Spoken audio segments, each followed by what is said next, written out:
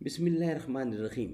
حدیث نبوی صلی اللہ علیہ وآلہ وسلم، صحیح بخاری کی حدیث ہے 6010، 6010۔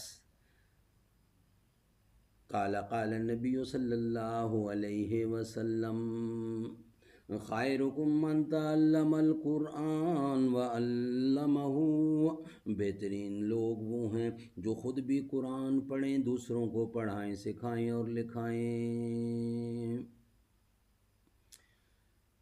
حضور اکرم صلی اللہ علیہ وسلم کا ارشاد ہے، رسول اللہ صلی اللہ علیہ وسلم ایک نماز کے لیے کھڑے ہوئے اور ہم بھی حضرت صلی اللہ علیہ وسلم کے ساتھ کھڑے ہوئے۔ نماز پڑھتے ہی ایک دیہاتی نے کہا: اے اللہ، مجھ پر رحم کر اور محمد صلی اللہ علیہ وسلم پر اور ہمارے ساتھ کسی اور پر رحم نہ کر۔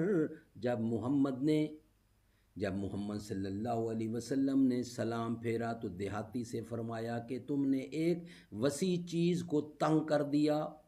آپ کی مراد اللہ کی رحمت سے تھی۔ یہ تھی صحیح بخاری کی حدیث 6010۔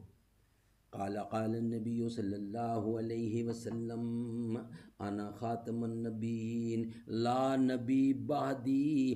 میں آخری نبی ہوں، میرے بعد کوئی نبی نہیں آئے گا، نہیں آنے والا۔ زباں پر مومنوں کے جب بھی ذکر تاجدار آئے تو اس کے بعد لازم ہے کہ ذکر چار یار آئے۔ ابو بکر و عمر، عثمان و حیدر جب بھی باغ باں ہوں تو پھر کیوں کرنا باغ مصطفیٰ میں ایک بہار آئے۔